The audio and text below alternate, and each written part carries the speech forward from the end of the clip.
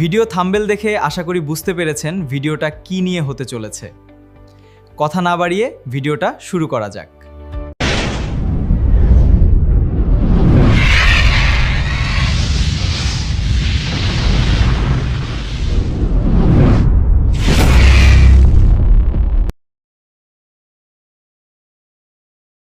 Thumbnail তো দেখেছেন আপনারা, তো ভিডিওটা কি নিয়ে সেটা বুঝতেই পেরেছেন। তো বেশি কথা বলছি না, ভিডিওটা চলে যাচ্ছি। আর এই আপডেটটা কিন্তু খালি একমাত্র তো হচ্ছে আপনার ইয়েফোন সরি ইমোর জন্য, সাদা ইমোর জন্য। এটা কিন্তু অন্য কোনো ইমোতে এখনো আপডেটটা আসেনি।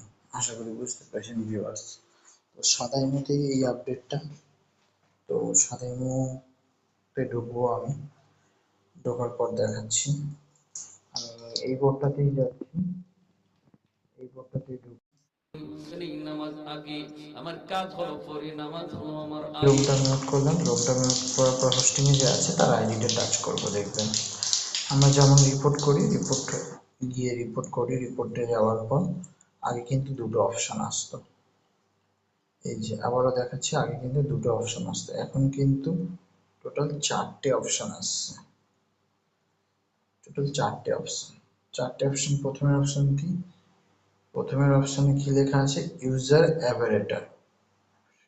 এটার মানে কি? এটার মানে ইউজার যে প্রোফাইল পিকটা লাগিয়ে আছে, আমি দেখাচ্ছি কোনটার কথা বলছি। এই যে এই প্রোফাইল পিকটা যে লাগিয়েছে, এটাতে রিপোর্ট করা হবে।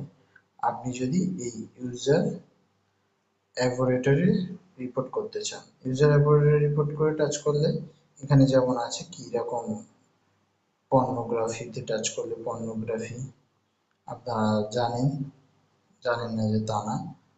তো পর্নোগ্রাফিতে টাচ করলে চলে যাবে পর্নোগ্রাফি, যদি পিকচার থাকে পিকচার।